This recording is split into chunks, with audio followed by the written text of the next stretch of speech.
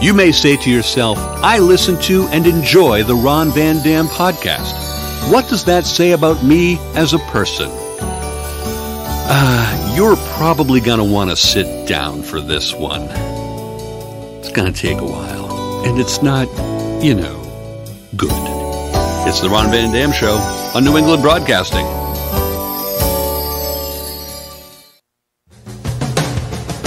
Good morning, good afternoon, good evening, good night. It's the Ron Van Dam Show. Thank you very much. Hold on tight, things can get a bit weird, if you like that sort of thing.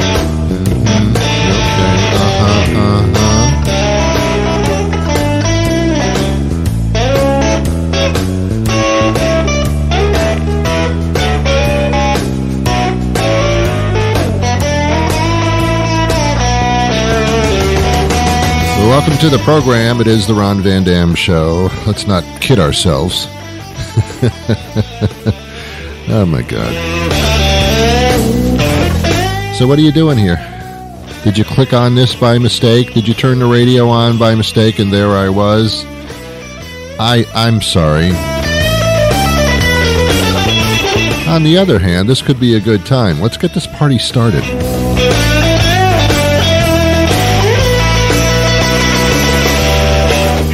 I brought the dip. Obviously. Obviously, I brought the dip. All right, so far about a minute into the program, I haven't said anything that's of any relevance whatsoever to anything, so I'm pretty much on a course that's going to lead me nowhere. I got to change that immediately.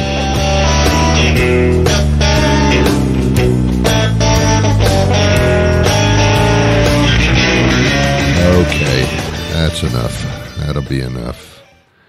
All right, look, I'm a little older than you are, maybe, or I could be a little younger than you are, maybe. One way or the other, I am sick of something that someone has been through a little bit of life so far, can be sick about. When I was growing up, when I was a young adult, when I made a phone call to a company to get some assistance or some customer service or to ask a question of a company, I would dial the number, yes, dial. I would push button the number, and the phone would ring for about 2 or 3 rings, and then somebody would pick up the phone and say, hello, Comcast, something like that. Ooh. And then I would talk to the person. This is the part you don't understand. This is the part I would say to the person, hello, I need help in setting up my modem. It's not working properly. Oh, and what is your name? Ron. Ron, let me get you to the proper person immediately. She'd put me on hold for no more than 15 seconds, and then a person would answer the phone and say, hi, how may I help you? And we'd have a conversation. We would talk back and forth, and it would be pleasant, and they would resolve my problem, and if they couldn't, they'd put me through to somebody that could immediately. That was a wonderful heaven time to be alive. If you didn't experience real people answering the phone when you called the company, then you've been missing a heavenly experience. And I mean, it was wonderful. All right, that's the dramatic music. I was going for the heavenly music. It didn't work out. Now, I had a problem with Comcast because my modem apparently was slow and things weren't working very well on my internet in my house. And these days, with the viral complications of life, internet is crucial to me. Otherwise, I'd be bored off my ass even more than I am.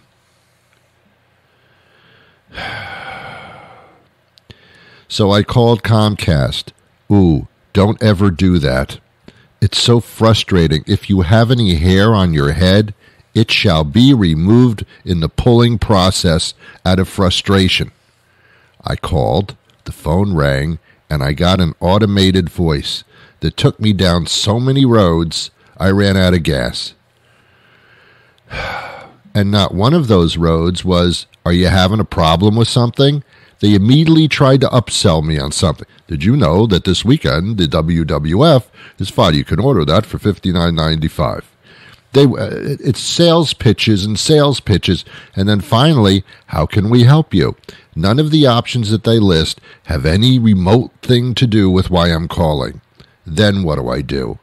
If they don't say other at the end of that menu, and I push 8 for other, well, God damn, I've sat through 7 options. And then I'm on hold for what seems to be an entire lifetime. And I'm not exaggerating. I'm on hold for 20 minutes, 25 minutes, 30 minutes.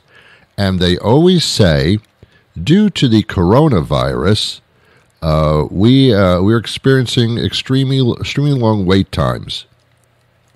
Don't you dare blame it on the virus. The poor virus. Everything's blamed on the virus. If you're getting a lot of people calling, here's an idea, Comcast. Hire some people. They're out of work. They could use a short-term job. They're not stupid people. Hire somebody. We don't have people working there. We have people working remotely. I don't care if you're sitting on the toilet in the bathroom.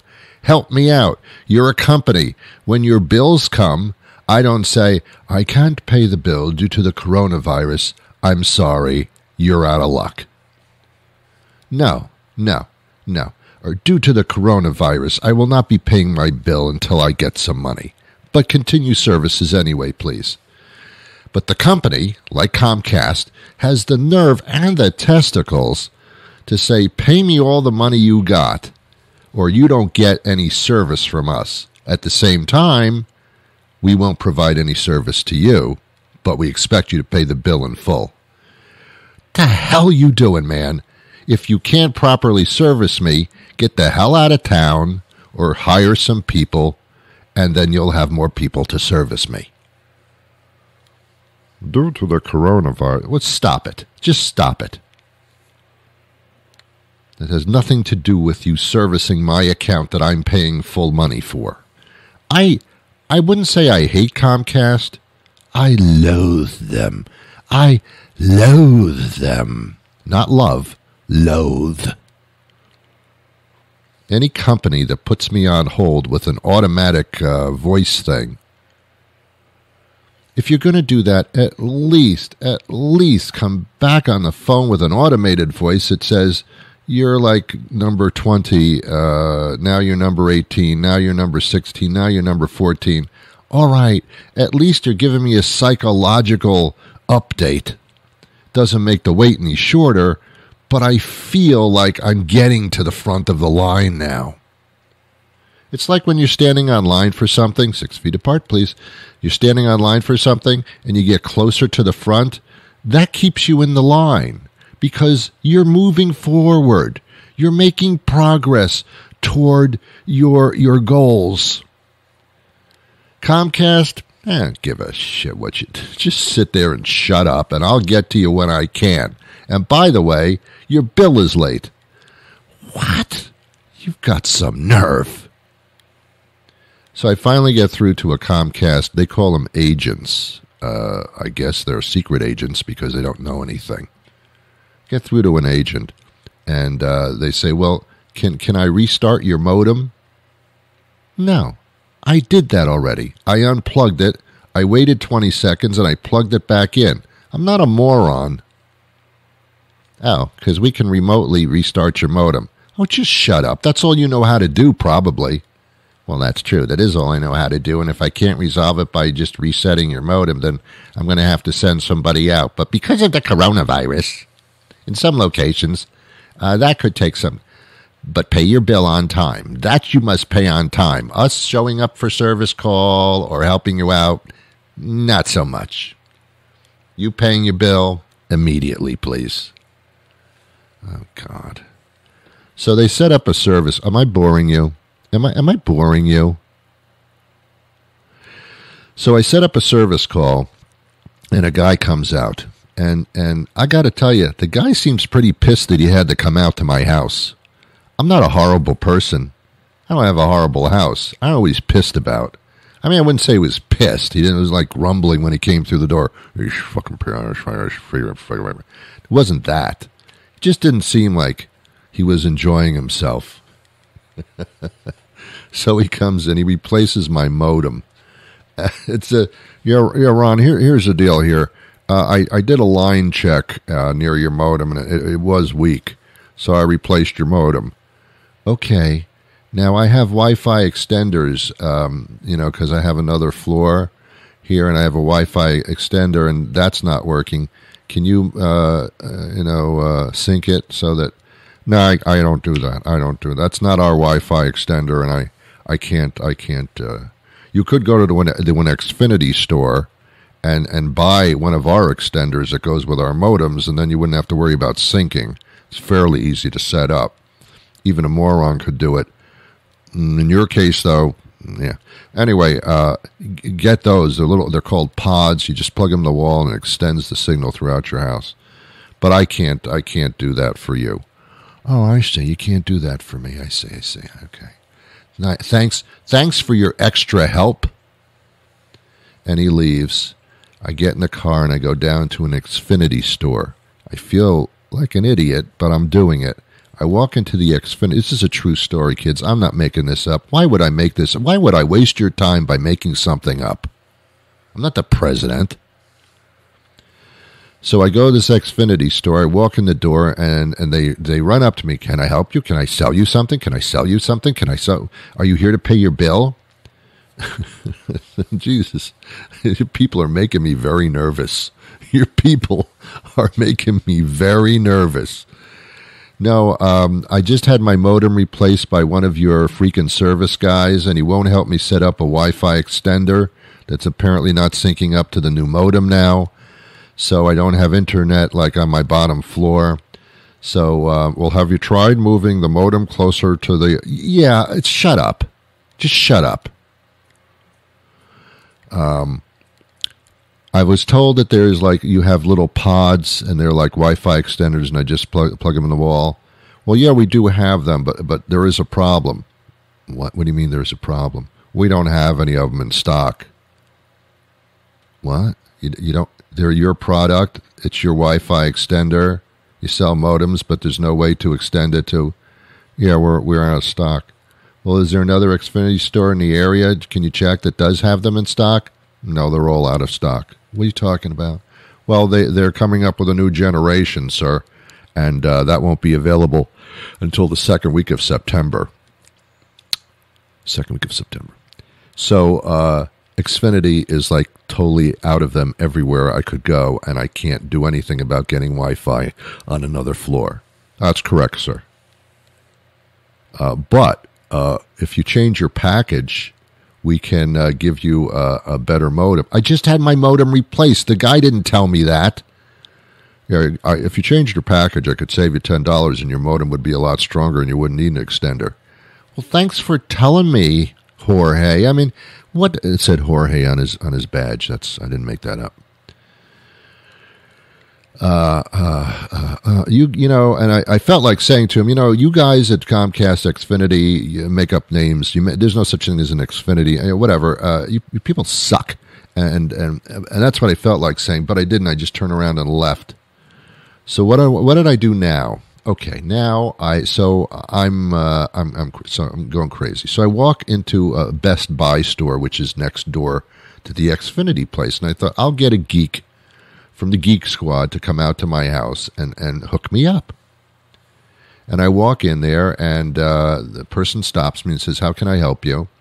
And I said, "Well, I want to get a geek to come out to my house. Are you a geek?" And she says, "Well, we don't do that out of here. You have to call our toll-free number, 1-800-GEEK-SQUAD." I said, "Look, this is oh, God, thank you. I don't know what happened to the planet in the past few days, but something's going terribly wrong." So I go home. I call 1-800-GEEK-SQUAD. I'm on hold for about 10 minutes. These days, that's not so bad. All the options that were given to me, not one of them said, have a tech come to your home and help you out. Not one of them. That was the other option. So I finally get someone on the phone, They are pleasant. They can get someone out to my house the next day to do that, to install my Wi-Fi extender that I already had that I could not sync up. That was my original problem with my new modem. So yesterday the guy shows up. One day later, beautiful. That's nice, fast service. Guy shows up. His name is Jose. Jorge on the phone, Jose in my house. Wearing a mask, comes in with a bottle of sanitizer, gloves. This guy's good. This is good. So far, this is good. I say, look, I have a Wi-Fi extender. I can't sync it up to my modem. I can't get wireless in the rest of my house. He says, don't worry about it. I'll take care of it. He does it. Within 10 minutes, I got it. He synced it up. I feel like an idiot that I couldn't do it, but he didn't call me an idiot. He said, I'll take care of it. I will do it for you. He did it. The charge was not exorbitant. It was good. And he cleans up after himself, and he's very sanitized, and he leaves, and job done. Geek Squad from Best Buy, 100%. Xfinity Comcast, I wouldn't say you should rot in hell, but something like that. And that's my experience. If you've had a similar experience, I guess we've connected. Maybe it wasn't Comcast, maybe it was some other company that you just can't get any satisfaction, and they're using excuses, and they keep you on hold forever. Here's the thing. I don't like going on the internet to resolve my problems. That's what all the companies say. Well, go to www.blah, blah, blah, blah, blah, and click on blah, blah, blah, and they can help you there online. Why can't you help me with your voice? Why do I have to go somewhere and try to navigate and figure out, and then it doesn't work online? And then I get to these sites to help me out with something, and it says, well, log in. Log what? I don't have a login. I'm not your what are you talking about, log in? I don't. Well, then you should call this number. I did call that number. They told me to go to the website. Now I got to log in. That's my problem. We'll call this. I did call that number, and this is what they. Ron, please. All right. I have a great guest on the show today. There is a cause that I am very connected to, and my guest is going to tell you about it. And if you love animals, you're going to understand what I'm talking about. Okay? All right? Good. First, this. Gentlemen, have you ever been in the mood for a nice knish or maybe bagel in the schmear, but you're also in the mood for some exotic dancing? You can't find those in the same place. Until now. I'm Moishi Kaufman, inviting you to come visit us at Moishi's Knish and Strippers, the area's first genuine kosher deli and titty bar. Come in and rock out with your locks out and check out our dancers. These girls are so nice you'll plots, and they're all certified kosher. Maybe not the kind of girl you bring home to mother, but once you see Delia fold a dollar bill without using her hands, you won't care what mom thinks. Look, Bubby, you're in a strip club. That alone is enough to kill her, so live a little. Every Thursday, don't miss our buns and brisket buffet from noon to 6. Moishi's Knish and Strippers is closed on the Sabbath. Hey, we might be a little unorthodox, but we're not heathens. Kathy Guillermo joins us now. She's the Senior Vice President at P.E.T.A's Horse Racing Department. I guess you got to have a lot of departments in P.E.T.A with all the concerns these days. The Kentucky, we sure do. Lots do. Of work to do. Yeah, the Kentucky Derby is an event that seems to be taking place, and there's always controversy around horse racing. It's been going on for over a decade, as far as that's concerned. Is there still a concern, and how deep is that concern? There still is a concern because horses are still dying on racetracks. They're still snapping bones and going down in catastrophic injuries. they're still going to slaughter at the end of their careers in some cases, and they're still suffering injuries that we never hear about because they're not publicly reported. When someone goes to a racetrack to see horse racing, do you think they actually care that it's horses or dogs or people running? I mean, is it kind of all about betting? Are the horses becoming just tradition at this point as far as that's concerned? That's a really good question. I think for some people who go to the track, it is really just about the excitement of the bet, the gambling. Yeah. But I hear from dozens and dozens of people in horse racing on a monthly basis. And for many people in racing, they're sick of it. They don't want to see horses die. They don't want to be part of an industry where these kinds of catastrophic injuries occur. Right. And I think increasingly we're seeing people turn away from racing because even though at one time it was a fun thing to do, if you go to a track and you see a horse die, it's not really a fun day. No, not at all. Not at all. That would stay with you. It's interesting.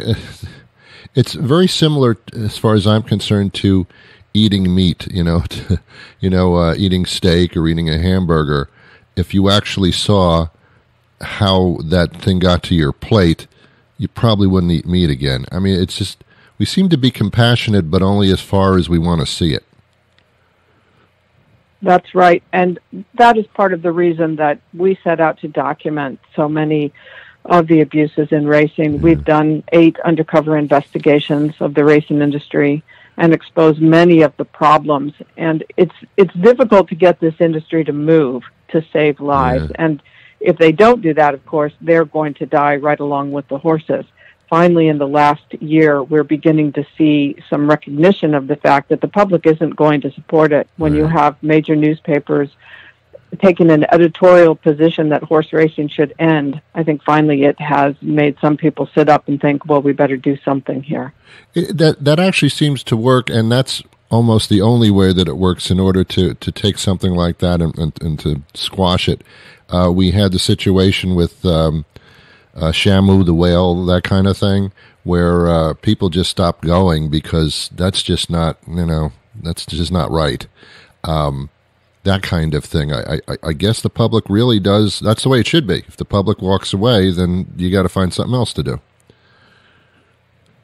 The public has really driven these changes. Yeah. The scandal over the last year of the 37 horses who died in California at Santa Anita Park, the change and the outcry came from the public. It's been going on for years, year after year, and until last year, people didn't really pay that much attention. Yeah, well, look what happened to circus. Similar. I mean, people do make a difference, and it does. The attendance went down drastically, and we know why. There are also drugs involved, I understand, with horse racing, and I guess those on the inside probably know more about that than the public does, but that's also a concern, isn't it? It's a huge concern. Of all of the issues that racing needs to deal with, the surface of the tracks, the trainers with their multiple infractions, the secrecy surrounding racing, I think the number one issue is the misuse of medication. And there are really 2 issues involved in this. There is legal medication, which is being used improperly, and then there are illegal drugs. Right. And recently on the East Coast, there were 27 indictments from the Justice Department for illegal drugging of horses. But we also see trainers using a cocktail of anti-inflammatory drugs, sedatives, muscle relaxants. These drugs keep horses who are injured running when they should be recuperating, and we know that leads directly to death. Yeah. How can the public make a difference besides not attending? But, I mean, is there some way they can speak up so that the industry realizes that it's stacking up against them? There are a couple of things people can do. They can support the federal law that would put the U.S. Anti-Doping Agency in charge of medication oversight for the industry. Mm-hmm. That's a little bit of a fix here. It won't solve all of the problems. They can also let their legislators know that they don't want the state supporting racing with tax money. In New York State, for example, a group of education and human services organizations got together and asked the governor to pull the casino subsidies that are propping up horse racing. Right. And I don't think a lot of people know that some state funds are going into breeders' pockets, for example, in order to breed more horses to race on the track. So there are a couple of ways people can speak up. That's a good point. I mean, off-track betting in New York is like going to Arby's or McDonald's or something. I mean, it's just, they're all over the place. What about, there are some states that actually have taken action, I think. I'm not too sure. I don't know what you know there, Kathy, but I know some states have banned that type of activity. Well, the most action we've seen recently is in the state of California following all of the deaths. And at the governor's direction and at the demand of the public, we have seen probably more reform in California than anywhere else in the last 20 years. Yeah. It's not enough yet because horses are still dying, but it is better. And we've seen them reduce the amount of drugs that the horses can have, increase the veterinary oversight, tighten up a lot of regulations that allowed bad players to slip through the cracks and continue to drug and endanger horses. What we haven't seen yet is the installation of synthetic surfaces, which we know are the safest track for horses to run on. We haven't seen the mandatory use of CT scan equipment, which is the only kind of imaging equipment that can screen horses rather than just diagnose them for injury. And we haven't seen rules put in place to get rid of trainers who repeatedly break the rules. And unless we see those and until we see those, that death rate is not going to be zero. And until it's zero, there's nothing else that's acceptable. I'll tell you what bothers me most about horse racing.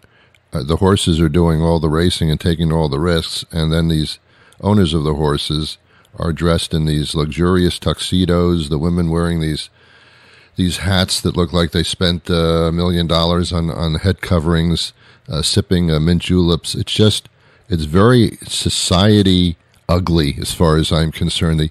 The analogy between the horses risking their lives and these owners standing there with cocktails in their hands is just sickening. I don't know what it is, but the picture is just off to me.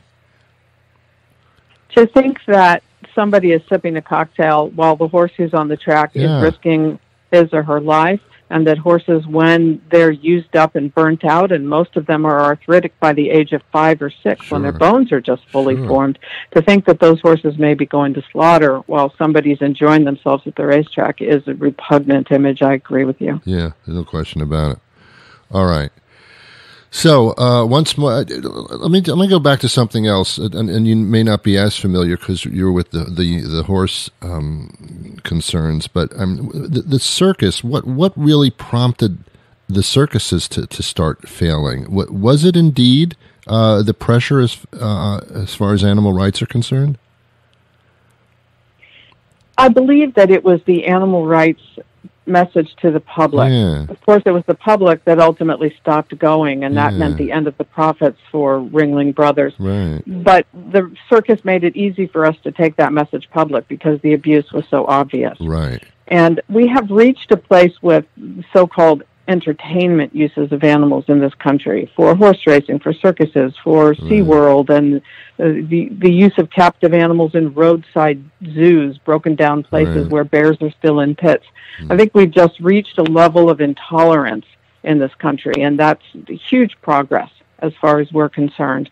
But all of these industries do make it easy for us to expose the abuses, the beatings, the deprivation, the whipping, what they had to do to keep those animals performing in ways that were so unnatural.